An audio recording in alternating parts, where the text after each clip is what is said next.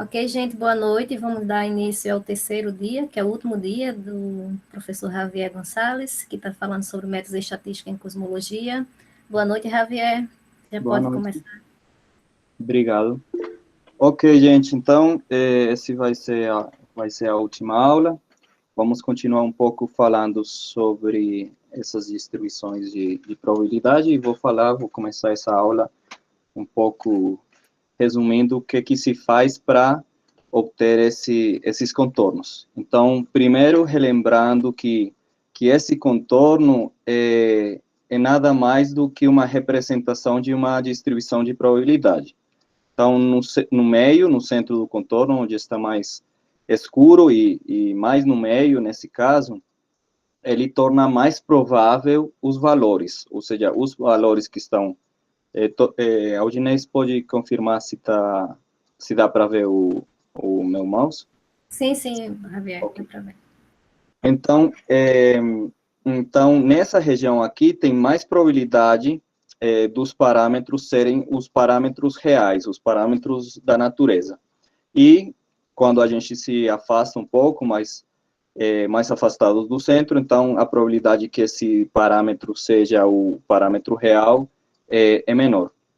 Então, isso se divide nessas regiões, sou o resumo um pouco da aula anterior. Essa região escura é o 68% de probabilidade que o valor real esteja dentro desse contorno, e no azul claro já é um 95% de confiança.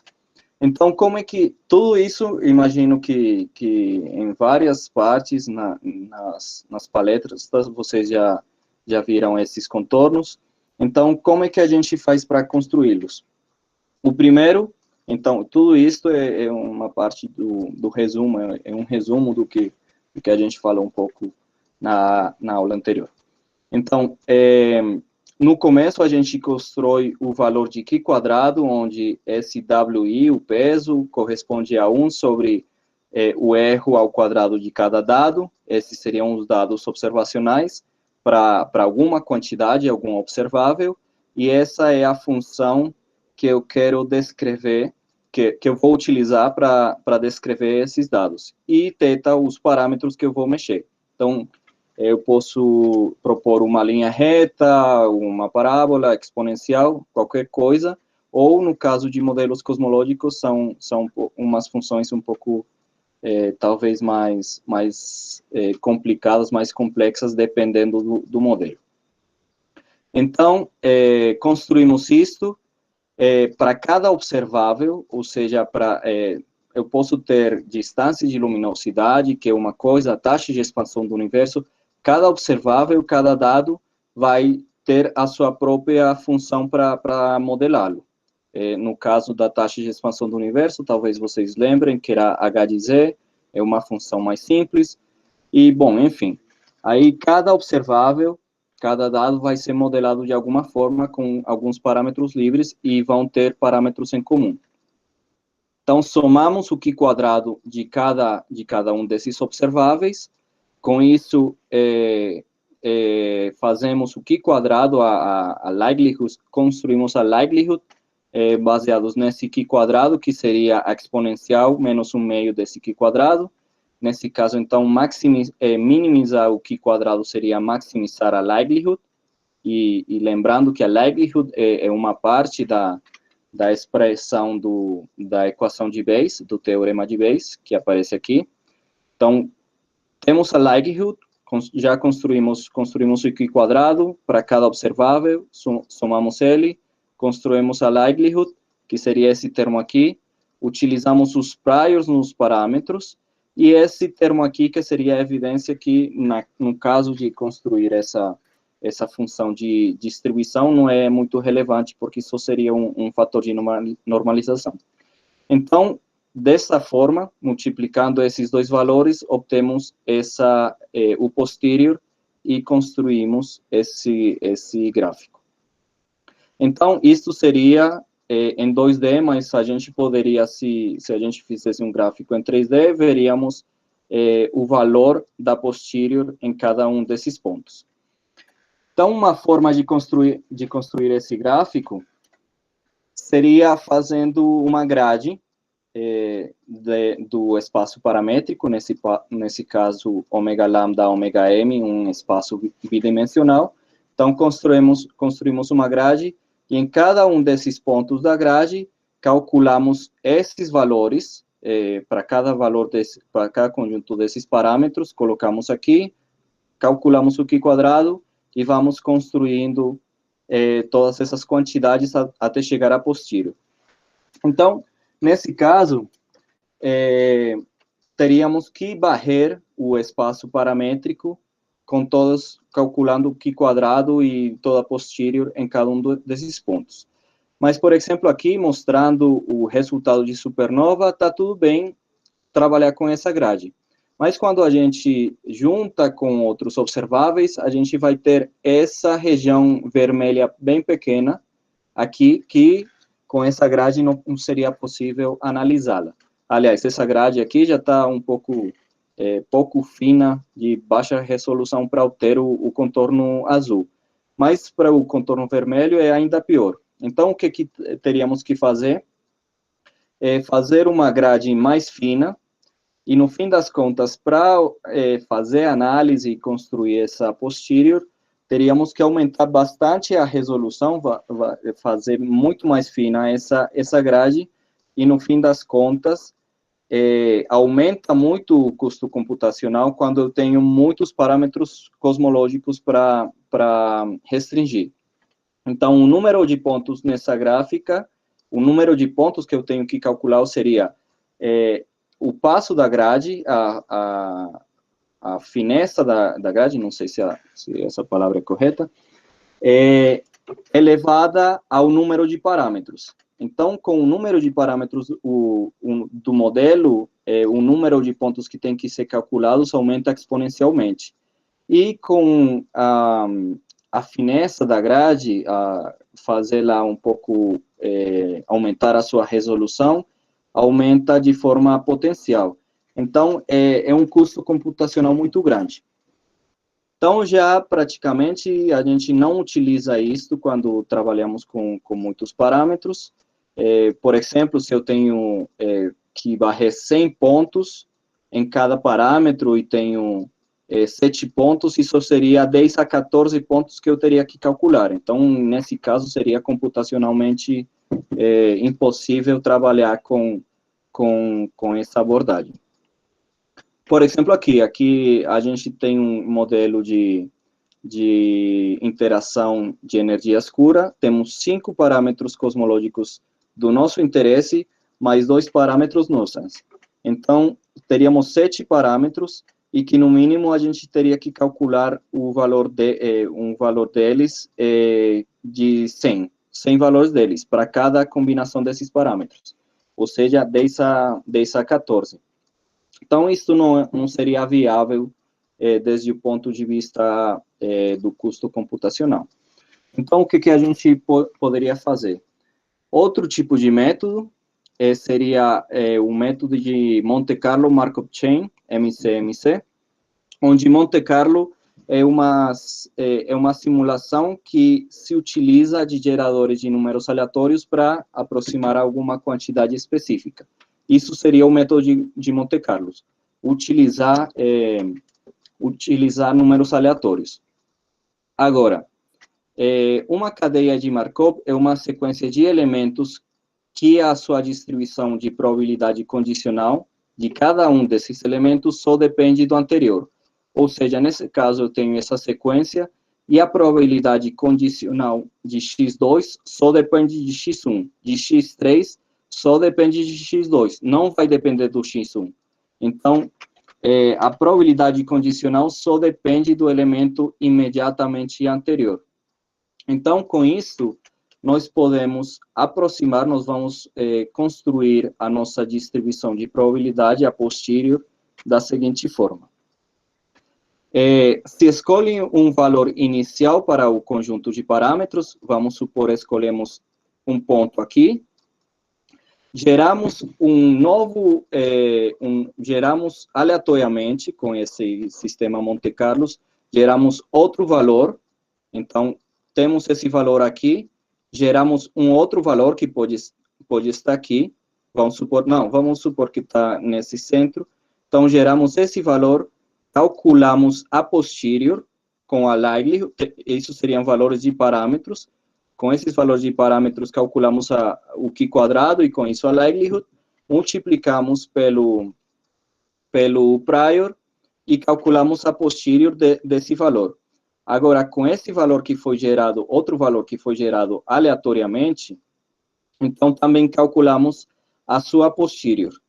E então depois fazemos a razão entre essas duas posteriores, entre a posterior desse aqui, ou seja, a probabilidade desse ponto daqui, dividido pela probabilidade desse outro ponto aqui. Então, depois disso, vamos gerar outro número aleatório, e esse número aleatório vai ser gerado no intervalo de 0 para 1, com uma distribuição de probabilidade constante. E então, vamos comparar se essa razão é maior do que esse valor do número que acabei de gerar entre 0 e 1, então eu vou passar para esse valor aqui, eu vou explorar esse valor aqui.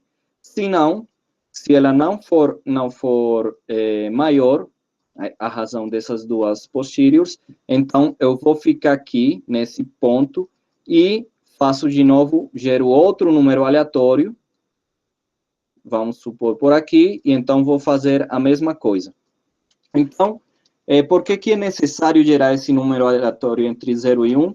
Porque no caso em que eu só mudasse, eu poderia também estar aqui, que é uma probabilidade alta, gerar o seguinte ponto aqui, que vai ter uma probabilidade mais baixa, e também passar para esse ponto. Eu nem sempre quero passar para os pontos de maior probabilidade. Por quê? Porque isso me levaria de um ponto aqui até o meio da distribuição. E então só exploraria um caminho que leva a maximizar a posterior. E isso não é o que eu quero explorar todo esse espaço de forma ótima, de forma otimizada, para gerar esses contornos, para gerar toda a minha distribuição de probabilidade. Então, a posterior, como são variáveis contínuas, a minha posterior deveria ser uma função de uma variável contínua, a gente não pode fazer isso, então, ele é aproximado pelo histograma de frequências, aqui se considera uma delta, mas não é uma delta só, é um intervalo, porque um ponto a gente não tem peso, que isso foi falado um pouquinho na primeira aula, então a gente considera o histograma, aproxima essa posterior pelo histograma que a gente vai obter varrendo esse espaço paramétrico aqui. Ok. E para calcular outros valores, a média da distribuição e tudo isso, só seria fazer a soma e calcular o valor médio normalmente, com todos o conjunto de pontos que eu obtive. Então, lembrando, se eu tenho um ponto e gero um ponto com maior probabilidade, o salto vai se dar, porque a probabilidade é maior do que 1, e esse número vai entre 0 e 1, mas se eu estou aqui e gero um ponto aleatório que está com menor probabilidade, vai depender desse valor e da razão entre as duas posteriores para eu fazer o passo ou não, o pulo. Ok, então essa seria a forma em que se constroem todos esses contornos com o método de MCMC, ou seja, Monte Carlo Markov Chain. E isso é o fim mais ou menos da nossa abordagem paramétrica, a nossa modelagem de observáveis, não só cosmológicos, senão em geral. Então, a partir de um modelo, eu ajusto os dados. Mas, então, essa abordagem, essa reconstrução, essa modelagem é chamada de reconstrução, quando eu quero extrair informação a partir de um conjunto de dados com o objetivo de representá-los com uma função contínua.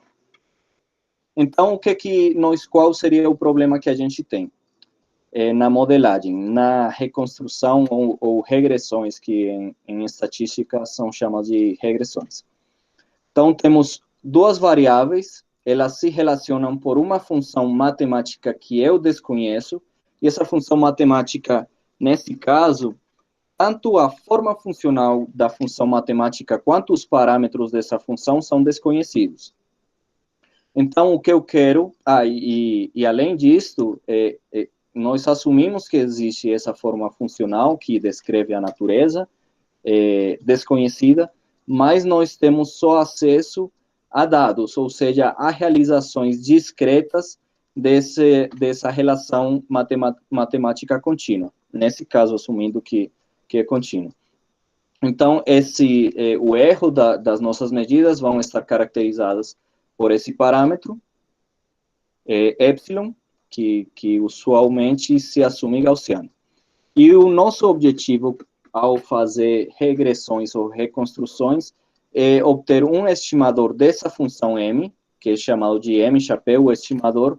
Então, nós queremos uma quantidade que se aproxime a essa função desconhecida, que nesse caso seria a função, a linha azul, e vamos obter um erro dessa reconstrução, que é representado pela região sombreada.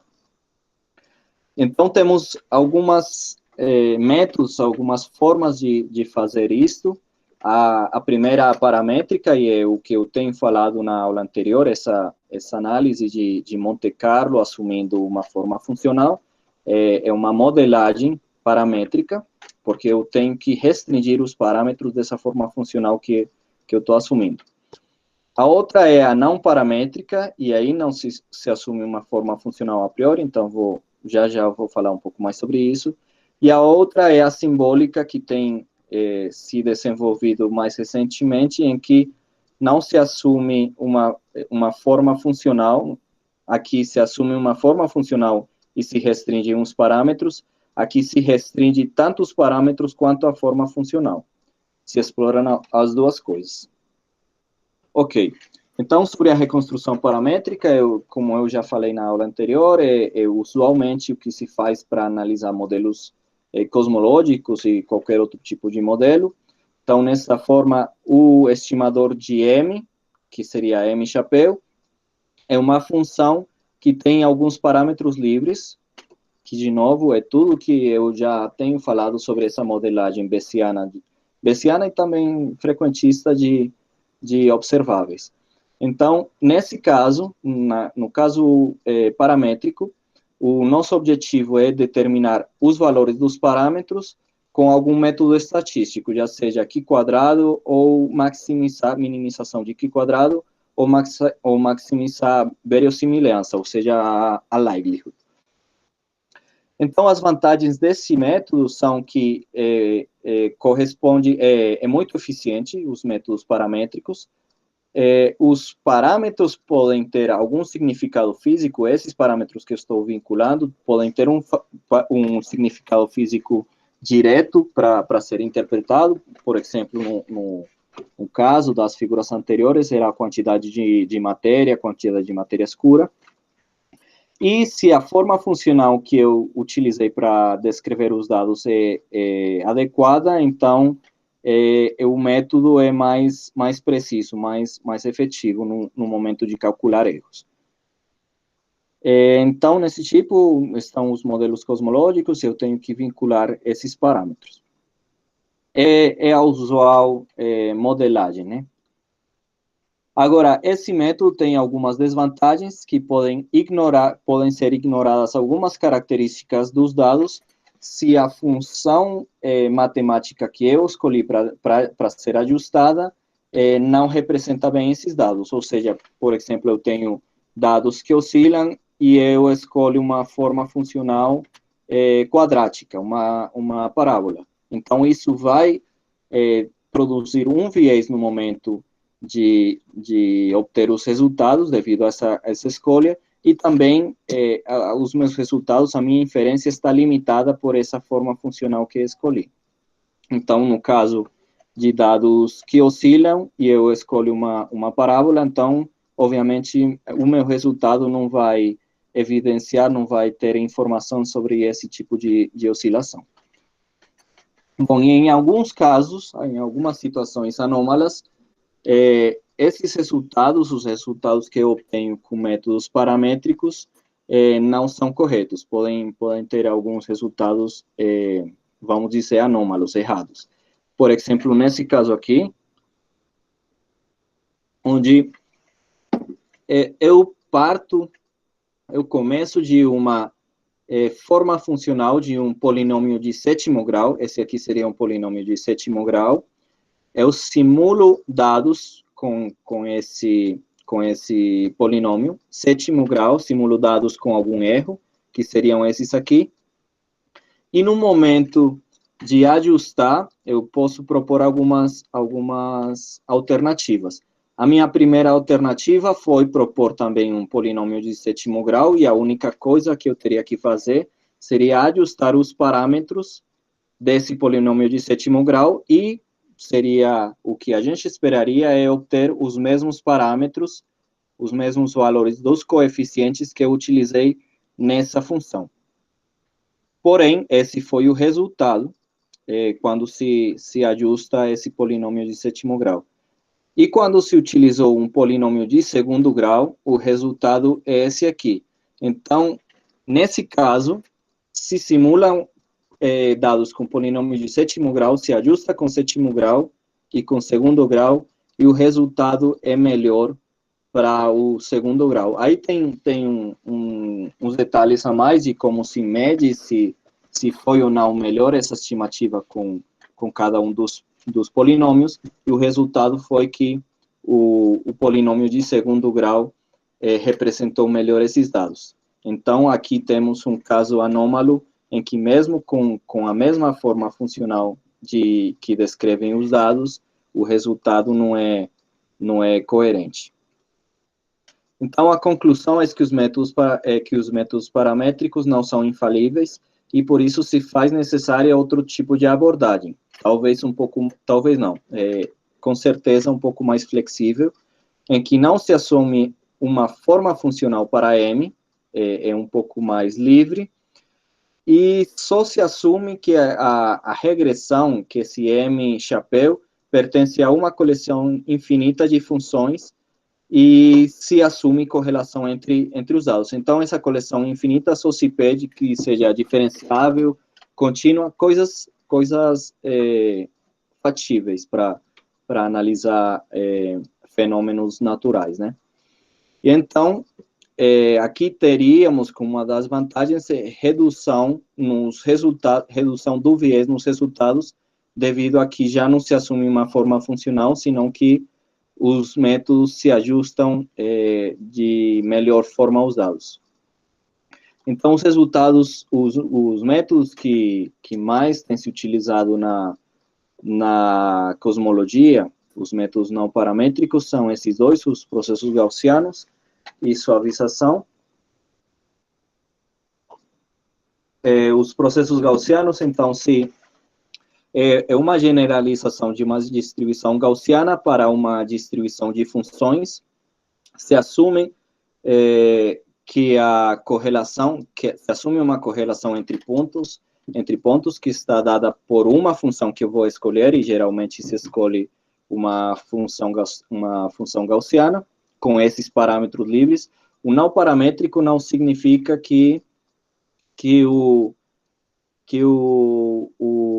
método não tenha parâmetros, que a estatística não tenha parâmetros, senão que esses parâmetros não fazem parte do meu conhecimento a priori, dessa função que eu estou escolhendo, mas não da função que vai dar a física que vai ajustar o modelo. Então, aqui também se assume uma função média como prior. Essas são as duas funções que têm que ser assumidas para realizar esse método. E se assume que também, são várias coisas que tem que se assumir, se assume que os dados são dados por uma distribuição de probabilidade conjunta, uma distribuição conjunta de probabilidade gaussiana. Então, esses dados são representados por essa gaussiana, dada essa correlação, essa matriz de correlação está dada por essa correlação que eu estou assumindo, mais a correlação entre os dados, que pode ser o valor do erro, ou a matriz de correlação entre os dados. Se são independentes, então essa matriz aqui seria diagonal. E também se assume que os pontos onde eu vou reconstruir a minha função também estão descritos por uma distribuição de probabilidade conjunta. E, no fim das contas, eu vou construir, tanto essa quanto essa, uma distribuição de probabilidade conjunta para as duas quantidades, as quantidades observadas, os dados observacionais, e a função que eu vou reconstruir nos pontos específicos. Então, a probabilidade conjunta ficaria dessa forma. Essa seria uma gaussiana com o valor médio, dado por esse prior que eu estou assumindo, e também isso aqui seria esse prior nos pontos da reconstrução. Isso, em outra forma, se pode escrever assim, talvez um pouco mais matemática, mais direta de ser calculado, é só ter a matriz de correlação e os valores dessas quantidades. Então, para resumir, o que se faz com processos gaussianos é calcular uma probabilidade condicional, que isso já se falou durante todo o curso, é a probabilidade condicional desse f asterisco, dado os valores dos meus dados, ou seja, de x e y, e o resultado final, eu coloquei todas essas equações só para descrever, não é importante o que está escrito em cada uma. Então, a distribuição de probabilidade condicional de f asterisco, dados os dados, é, de novo, outra distribuição gaussiana, onde a média é esse aqui, e depende, então, dos valores das correlações e dessa função prior que eu utilizei, e o erro e as correlações entre os pontos reconstruídos vai estar dado por essa função de correlação, que não depende, então, da minha função prior. Só depende da correlação entre os dados, dos erros dos dados, e da função de correlação que eu considerei, que no caso é a mais utilizada, a gaussiana. Então, para obter uma reconstrução, simplesmente deveria obter valores para esses parâmetros, o sigma f e o L, e isso se faz maximizando essa função aqui. Então, essa seria a receita, tem uma função prior, considero a correlação entre os pontos, faço todo esse formalismo matemático aqui e obtenho esse resultado. Então, o resultado final vai ser uma função fx com um valor médio, eu calculo o valor médio da distribuição de probabilidade de uma função e com o seu erro, a sua covariância. E agora, se eu quero calcular, se o meu interesse não é calcular a função dos dados observacionais que eu estou considerando, senão uma função desses dados, desse observável, então eu tenho que levar em conta o seguinte, que uma função g da função reconstruída, eu não tenho que o valor médio de g é o valor médio de g, aliás, desculpa, que o valor médio de g de f de e, da f reconstruída é diferente de g do valor médio da f reconstruída. Isso não comuta. Então, a gente tem que fazer, o usual é também fazer método Monte Carlo para gerar esses valores. Também que existe correlação, que os resultados em diferentes pontos são correlacionados, fx com fy, aqui tem correlação. Também tenho correlação, eu também posso reconstruir as derivadas de uma função, e também tem correlação no mesmo ponto e em diferentes pontos. Então, isso é importante levar em conta quando se faz a análise com esse tipo de abordagem. O outro método é a suavização, e nesse caso, nós temos explorado bastante essa proposta pelo Chaffelu. Chaffelu é um método de suavização que consiste no seguinte, Essa quantidade aqui é a função que eu vou obter, a minha reconstrução suavizada, que depende de uma função prior, da primeira função que eu vou assumir, que descreve os dados. Esse n é um valor de normalização.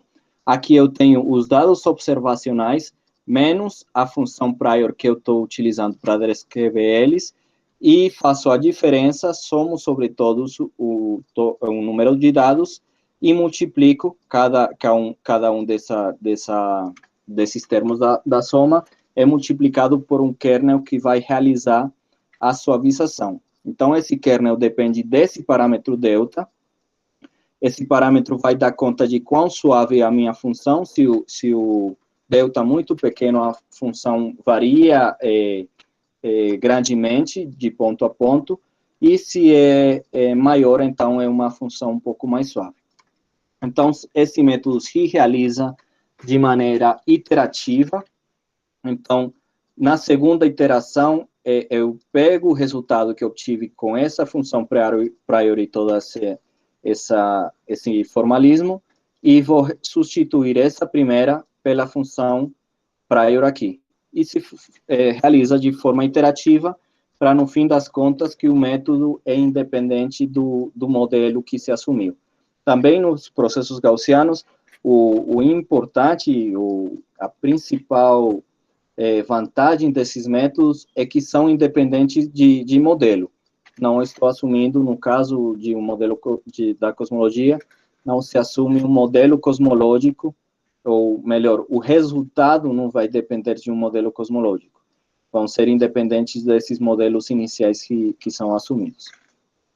Também, o que nós percebemos nesse estudo é que o kernel, os resultados são fracamente dependentes do kernel.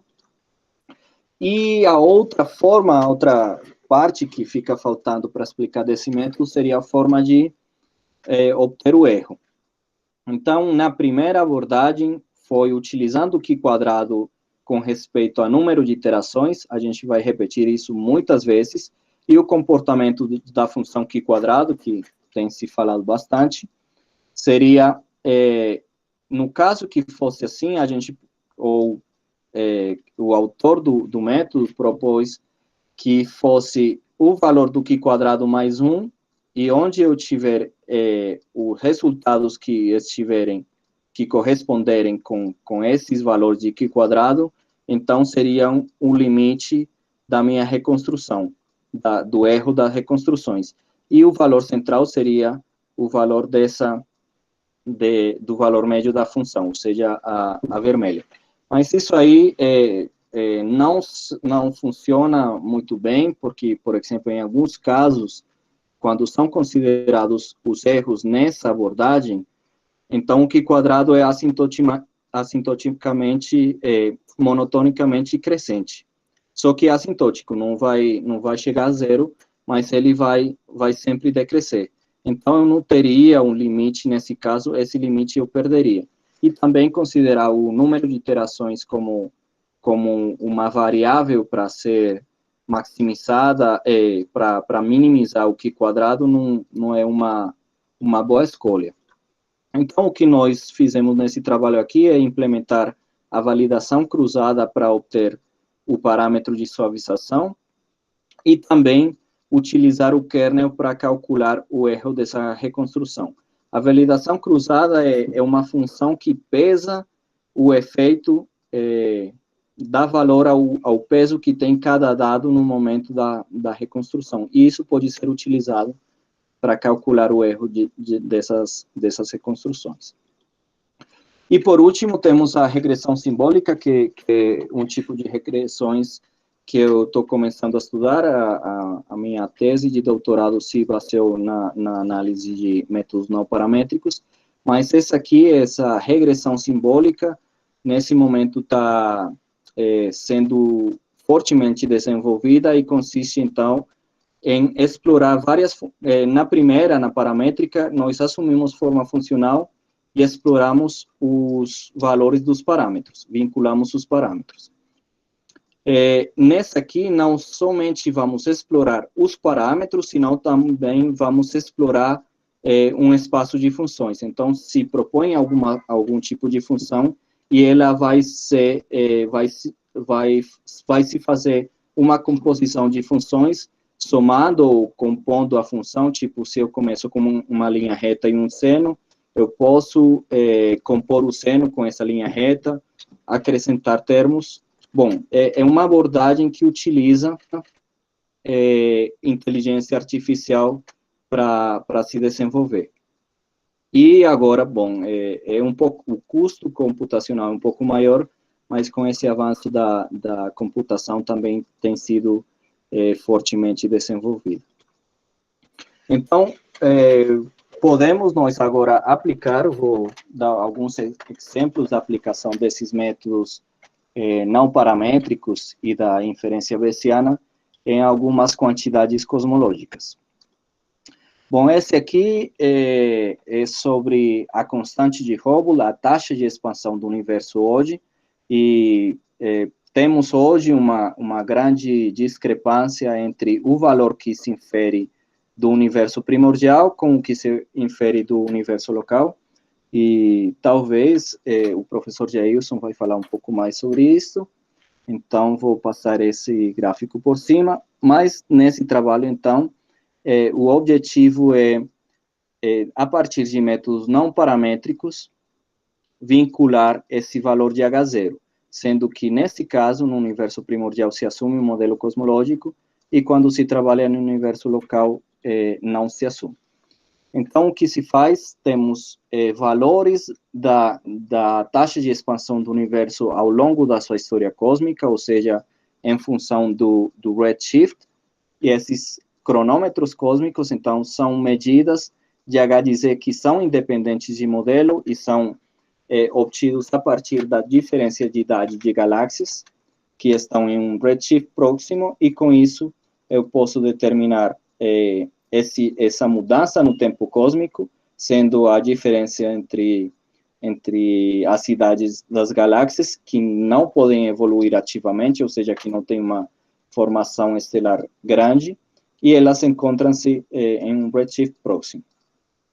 Então, desta forma, se consegue obter uma estimativa de H de Z, da taxa de expansão do universo ao longo da sua história cósmica, ao longo do redshift, é independente de modelo, e se utilizam essas quantidades, se utilizam essas observações com métodos não paramétricos, que neste caso, nesse trabalho, Boost et al. 2014, eles utilizaram processos gaussianos. Então, utilizaram vários valores, várias funções de correlação, a exponencial quadrática, ou seja, a gaussiana, que é a principal, a mais utilizada, e outras funções para obter o resultado independente de modelo via processos gaussianos do valor de H0. Ou seja, se reconstrói toda essa quantidade e se extrapola até o valor de Z igual a zero. Então, os resultados que eles obtêm, comparados com essa estimativa local e com a estimativa que se obtém da radiação cósmica de fundo, então eles acharam um valor mais compatível, que está mais de acordo com o valor da radiação cósmica de fundo e com certa atenção com a estimativa local. Então, isso quer dizer que dá um pouco de evidência para esse valor aqui a partir desse método, dos métodos de processos gaussianos, que é independente de modelo. Então, como eu tenho falado durante o curso inteiro, o método o método que se utiliza, um método estatístico, e isto não é nada diferente que outro método estatístico, é totalmente relevante para tirar as nossas conclusões, para fazer a nossa inferência. Então, o problema dessa estimativa aqui é que quando a gente observa o que se obtém com a reconstrução via processos gaussianos, a região azul, e se faz a reconstrução com os mesmos dados via suavização, nós vemos uma anomalia quando se explora a quantidade h de z sobre 1 mais e, que isso corresponde à variação temporal, isso aqui é igual à variação temporal do fator de escala, a menos a variação temporal do fator de escala. Então, isso que significa que esse gráfico? Que a região azul, que é a reconstrução de processos gaussianos, não evidencia uma transição do universo acelerado para um universo desacelerado no passado, que seria se ele muda a sua concavidade. Enquanto o método de suavização, ele mostra essa transição entre o universo acelerado hoje e o universo desacelerado no passado. Então, o importante disso aqui é que a suavização dá um valor que é compatível com a estimativa local e também com a estimativa da radiação cósmica de fundo. Então, ele não soma essa tensão nesse problema, dando maior concordância com o valor que é obtido com a radiação cósmica de fundo. Por quê? Porque aqui, então, estaríamos vendo que essa reconstrução azul não seria muito confiável desde o ponto de vista se nós aceitamos a cosmologia um pouco padrão. E um pouco padrão, quero dizer que no passado teve uma era dominada pela matéria e que o universo era desacelerado, que não é uma coisa absurda nos termos da cosmologia, do que a gente sabe. Então, essas foram as reconstruções de H de Z a partir de processos gaussianos e suavização e como podemos utilizá-las para estimar, por exemplo, o valor de H0. Agora, outra quantidade, outro tipo de abordagem que podemos fazer, outro tipo de fenômeno que se pode abordar é utilizá-las para analisar o crescimento das estruturas, o crescimento da densidade de matéria, a sua aglomeração. Então, isso aqui eu vou pular. E então, a equação principal dessas perturbações é o contraste a quantidade principal é o contraste de densidade, que é nada mais do que uma perturbação espacial na quantidade de matéria, na densidade de matéria, sobre o seu valor médio do universo de background, ou seja, quando se assume um universo homogêneo isotrópico. E quando se assumem quando só se vão estudar essas perturbações dentro do horizonte de Hubble, ou seja, até onde as velocidades de expansão são menores que a luz, a evolução desse contraste de densidade é dada por essa equação diferencial de segunda ordem, e algumas das hipóteses envolvidas é que a relatividade geral é válida, envolvidas para obter essa equação, é que a relatividade geral é válida, que a energia escura não se aglomera nas escalas em que são calculadas as perturbações de matéria, o universo é homogêneo isotrópico, e que a densidade de matéria é covariantemente conservada, ou seja, que a matéria decai com A-3. Então, como algumas soluções que a gente pode ter dessa equação para cada era do universo, para onde dominou a matéria, então o crescimento dessas perturbações é logarítmico, ou seja, não evoluem, não crescem efetivamente, isso na era da radiação. Na era da matéria, elas crescem proporcional ao fator de escala. Então, aqui temos um crescimento efetivo das perturbações de matéria, ou seja, nessa era a matéria se aglomera efetivamente para formar essas estruturas, e na era da energia escura, já não temos formação de estruturas, isso na escala linear. O delta é congelado, então permanece constante. E aqui é uma comparação do efeito de ter matéria e não ter matéria. No caso em que a gente não tem matéria, as perturbações passam de estar um universo bastante homogêneo, bastante homogeneamente distribuído, e na mesma evolução do fator de escala, ele aglomerou rapidamente.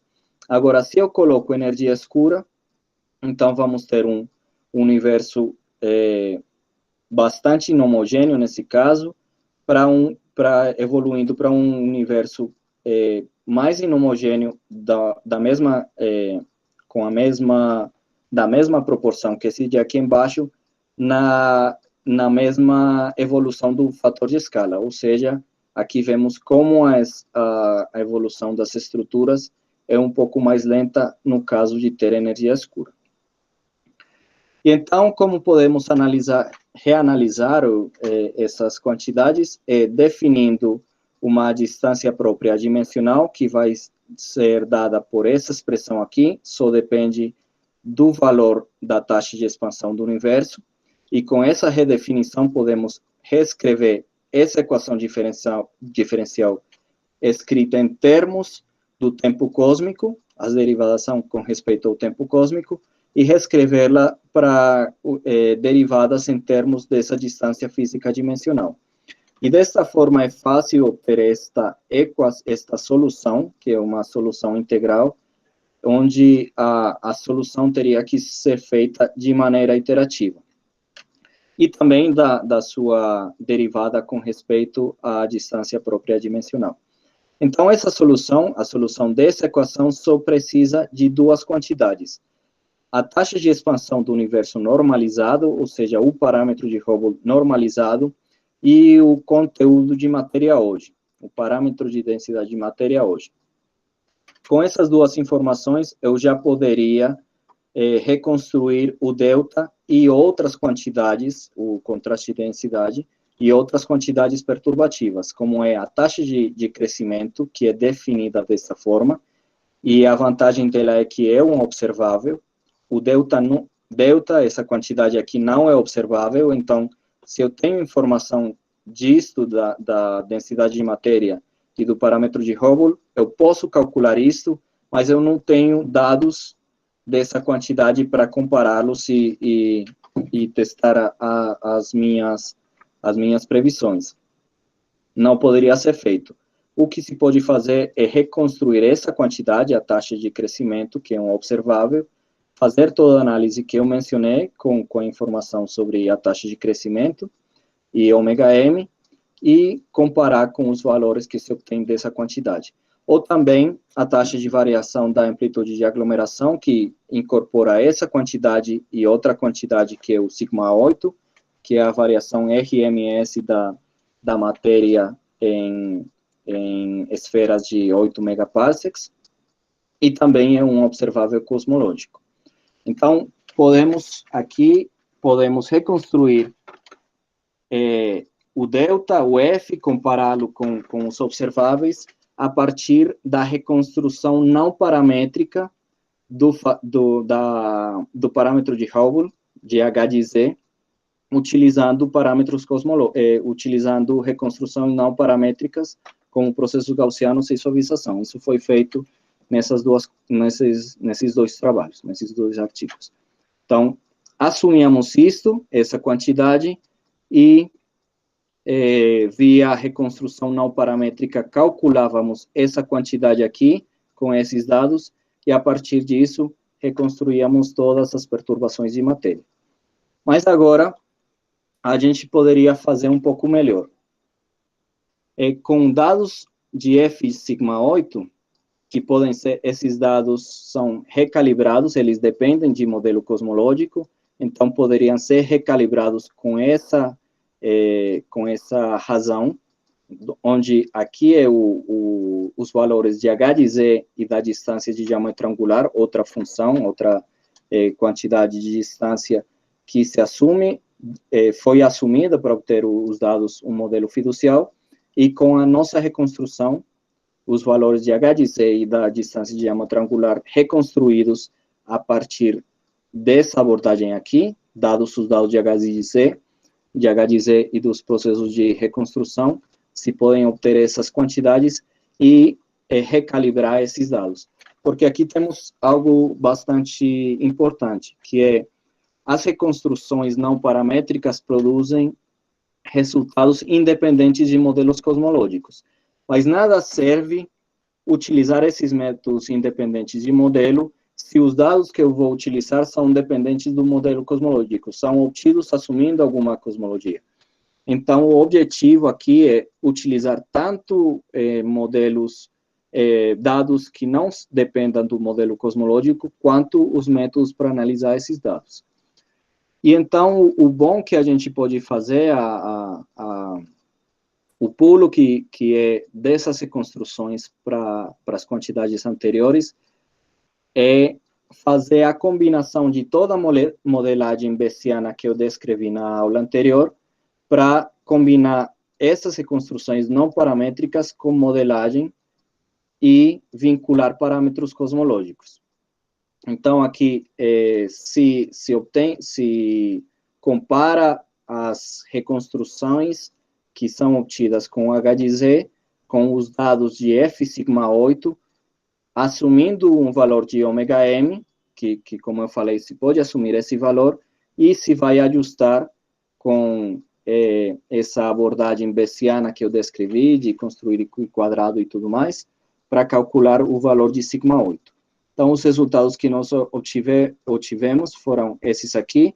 O sigma 8 obtido com essa abordagem é 0,76, e o obtido com o Planck é de 0,81. Então, eles se encontram, nós encontramos uma tensão 1,8 sigmas entre o valor obtido modelo independente, mais assumindo esse valor de ômega m0, com o valor que é obtido pela radiação cósmica de fundo, que utiliza o modelo cosmológico padrão, o lambda CDM, para obter esse valor.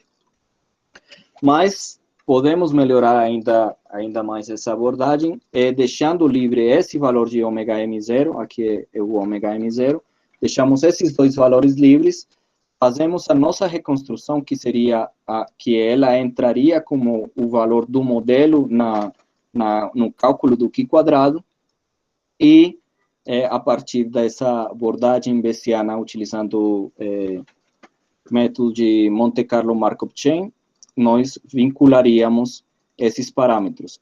O resultado, então, seria essa região azul.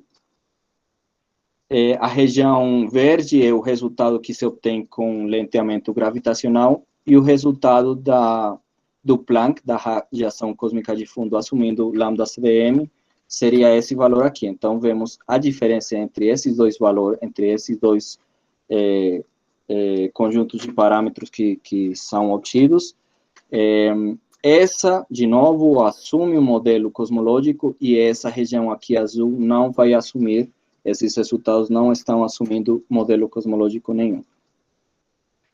Calculando a tensão entre esses dois conjuntos de parâmetros que foram restringidos com essas duas abordagens, nós chegamos a uma tensão de 2,5 sigmas. E por que é interessante também essa abordagem, esse estudo? É porque já tem sido levantado e considerado na literatura essa discrepância entre os valores que se obtém com a radiação cósmica de fundo e com o que se obtém com a distribuição em grande escala do universo. Outra quantidade, outro parâmetro que é definido é esse 8, que tem essa definição, sigma 8 vezes a raiz de ômega m sobre 0,3. Ele também quantifica bem codifica, extrai, comprime um pouco mais essa informação do sigma 8 e ômega m, e nesse caso, só considerando esse parâmetro nessas duas abordagens, nós temos uma tensão de 2,2 sigma. Então, essas seriam as duas aplicações que eu queria mostrar para vocês, desses métodos não paramétricos em cosmologia, e também a aplicação do método conjunto não paramétrico e da análise bayesiana com método MCMC. Então, o resumo dessa aula, desse minicurso, é a diferença fundamental na interpretação de probabilidade entre as perspectivas frequentista e bayesiana. Vai trazer grandes mudanças nos métodos que nós podemos utilizar para descrever um fenômeno. Então, lembrando que a frequentista, a probabilidade é a repetição de um evento, a razão de repetição de um evento, e na Bayesiana é um grau de crença no que eu estou analisando. Os dados prevalecem sobre o método, então isso também eu fiz bastante ênfase nisso, que o método estatístico para tirar as nossas conclusões, para fazer a nossa inferência, é fundamental. Isso também foi evidenciado, né, no caso dos métodos não paramétricos, em que o valor de H0 mudava grandemente quando utilizava um método ou outro. Então, estatística frequentista ou bayesiana, paramétrica ou não paramétrica, o método deve ser efetivo, deve ser confiável para fazer as nossas inferências. Também, o avanço na obtenção de dados tem sido acompanhado pelo avanço na tecnologia computacional e a melhora dos métodos estatísticos também acompanham isso, tanto a tecnologia computacional quanto a melhora dos métodos tem acompanhado essa grande quantidade de dados que estamos tendo hoje na astronomia e especificamente na cosmologia, e é indispensável se manter na vanguarda dessas ferramentas, tanto estatísticas quanto computacional. Enquanto os métodos paramétricos e não paramétricos, os paramétricos são uma ferramenta importante para extrair informação sem que esses resultados sejam dependentes de um modelo cosmológico, e se espera que os resultados sejam livres de viés, devido a que os métodos são mais flexíveis. E no momento atual do desenvolvimento computacional, é fundamental a aprendizagem de ferramentas que implementem inteligência artificial para análise de dados. Ok? Será que esse é o fim? Acabou a palestra, é o fim da palestra, mas não é o fim do desenvolvimento da ciência. Obrigada, Javier. Eu não tenho nem palavras para agradecer o quanto vocês contribuíram com esses recursos. Então, desde já, muito obrigada por arranjar um tempo e conseguir ministrar essas aulas, né, de uma forma tão rara, né? Assim, eu agradeço muito a você, ao Ginés, ao Ernie, a Carlos também, que os dois organizadores, eu acho que fizeram um trabalho muito bom, estupendo, para divulgação e também para a organização desse evento. Então, obrigado aos dois pelo convite. A gente é que agradece. Nós que agradecemos, Javier. Pessoal, perguntas?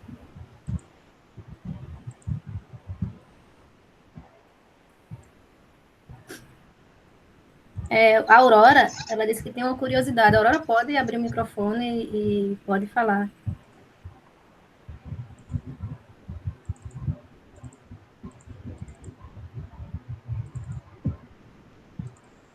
Opa, a pergunta da Aurora é complexa.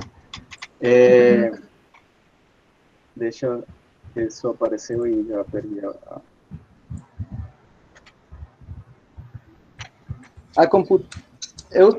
eu não sei muito de computação quântica, então a resposta vai ser também não muito boa.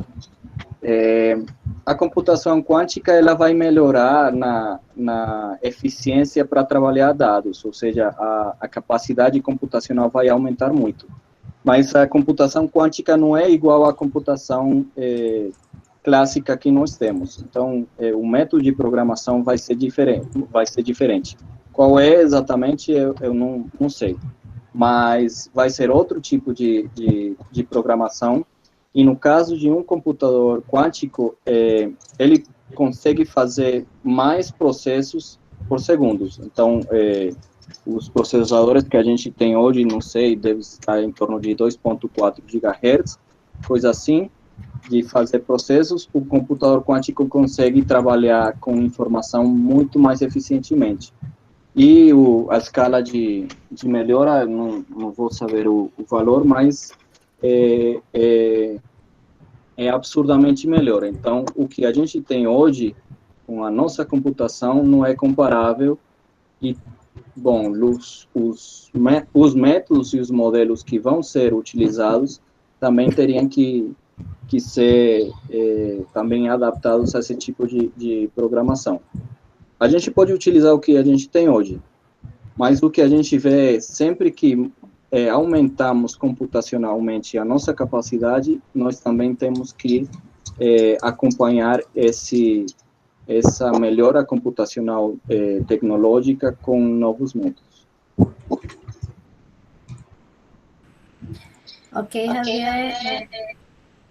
A Aurora respondeu sua pergunta? Sua curiosidade, como você falou? Aurora, e completando aqui outra coisa, a visão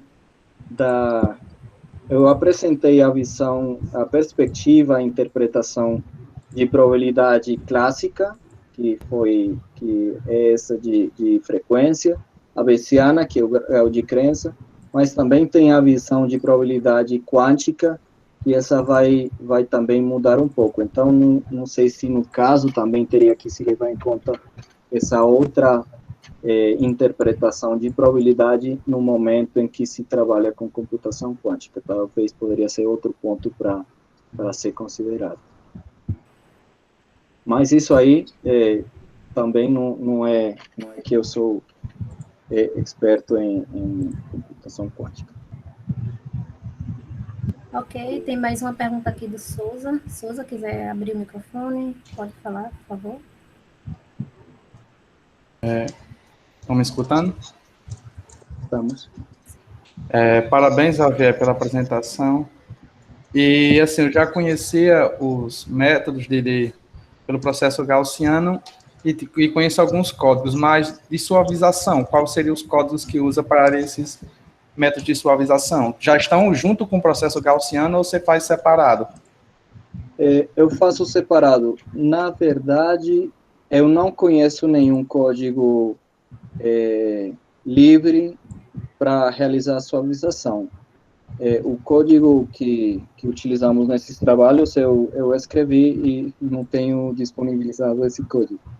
Então, pelo momento, se quiser trabalhar com isso, seria sentar e programar o código para realizar a suavização. Bom, não sei, nunca, eu na verdade não vi, no momento em que eu trabalhei com esse método, nunca procurei se tinha ou nunca procurei não achei nenhum código que fizesse essa suavização e eu escrevi esse código. Então, tá ok, obrigado. Mais perguntas? Bom, se não tem, gente... o Vitor. O Vitor falou que tem uma pergunta. Pode falar, Vitor, por favor.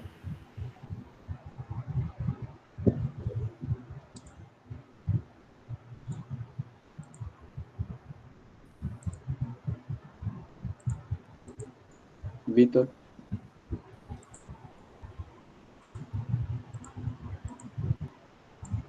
Vitor? Se você estiver falando, nós não estamos te escutando.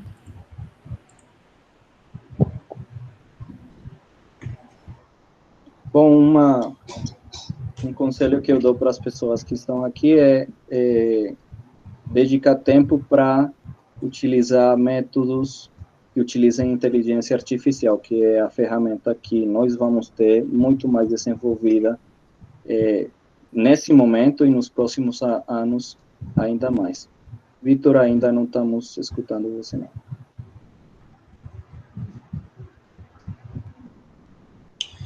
Vitor, se eu puder digitar, talvez, se for mais, de repente, se o áudio não estiver saindo. Problemas de microfones acontecem. Se puder digitar.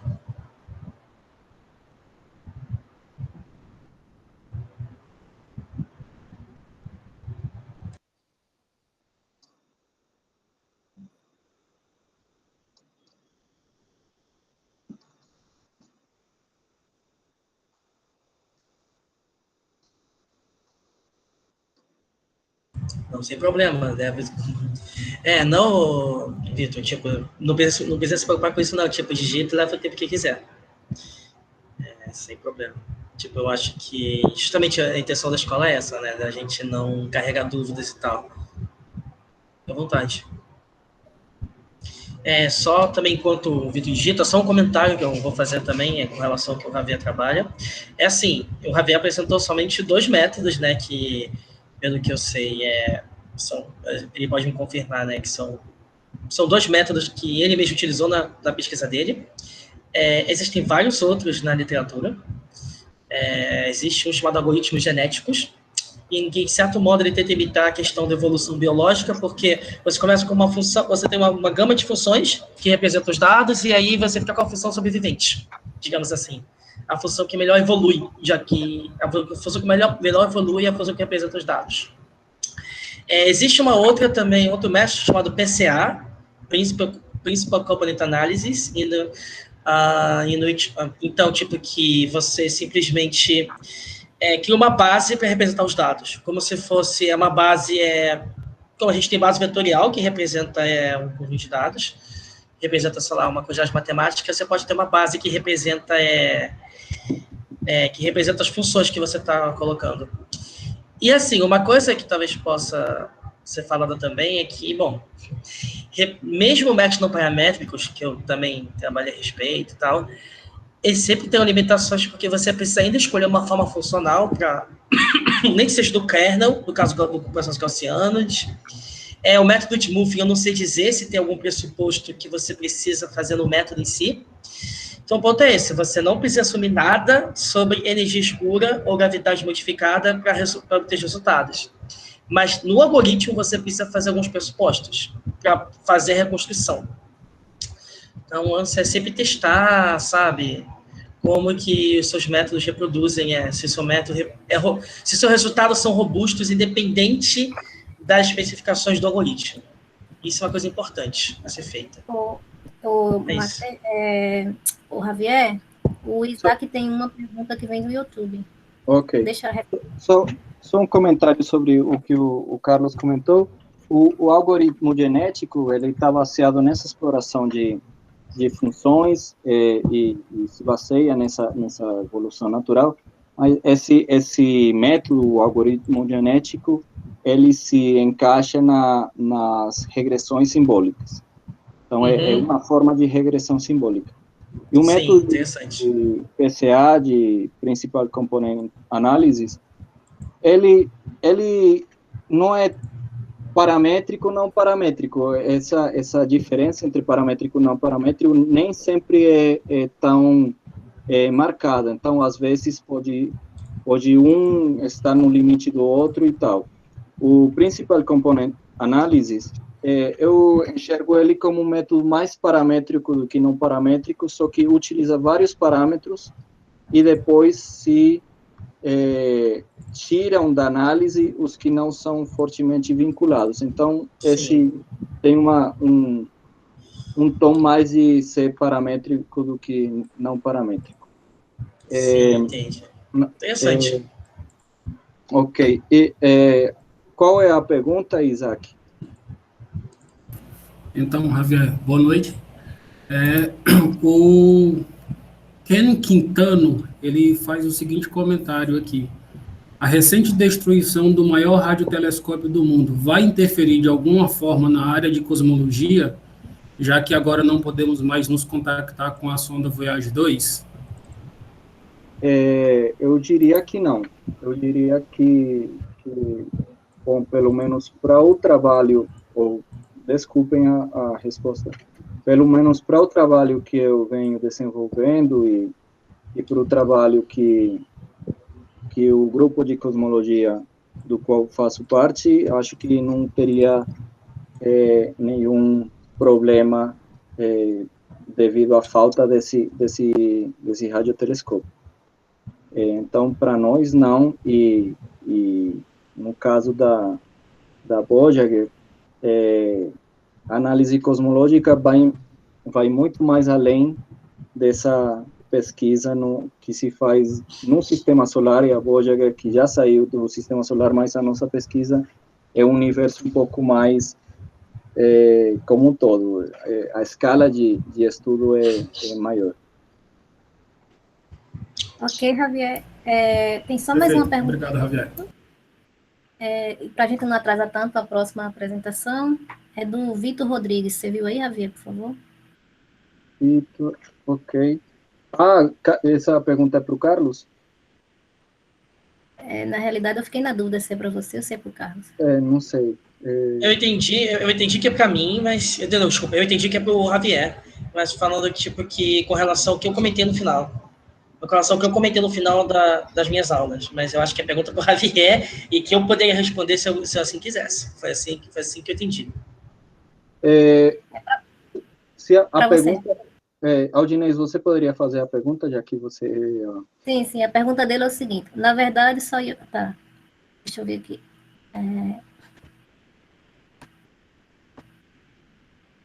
Com relação ao artigo que o Carlos comentou no final da última aula dele, que a expansão acelerada do universo poderia ser um problema experimental. Até que ponto uma análise estatística ruim poderia ter interferido nesse trabalho? Bom, sobre a expansão acelerada do universo, a questão é que ela já tem sido apontada por vários observáveis cosmológicos. Quando ela foi descoberta pelas supernovas em 1999, que foi a grande descoberta da aceleração cósmica, então, ok, aí foi supernovas, mas ela não foi apontada simplesmente por supernovas ou só por supernovas, senão também ela foi apontada por outros observáveis cosmológicos. A temperatura da radiação cósmica de fundo, as flutuações da radiação cósmica de fundo apontam para essa aceleração. Por exemplo, nesse caso, aqui temos, se os valores dos parâmetros ômega lambda e ômega m estão por cima dessa linha aqui, dessa linha tracejada, o universo estaria acelerado. Então, no começo, quando foi descoberta, esses eram as probabilidades, o contorno de confiança. Hoje estamos nessa região aqui, e não somente supernovas, senão oscilações acústicas bariônicas, radiação cósmica de fundo, também apontam para essa aceleração. Então, que seja causa de uma análise estatística ruim é bastante pouco provável. Ok, Javier, obrigada mais uma vez. Gente, para não atrasar tanto a próxima palestra, e como de praxe, a gente vai abrir os microfones, vamos agradecer o Javier, como a gente tem feito nas últimas palestras, tá certo? Então, obrigada, Javier. Obrigado, Javier, excelente. Parabéns. Eu vou parar aqui essa gravação.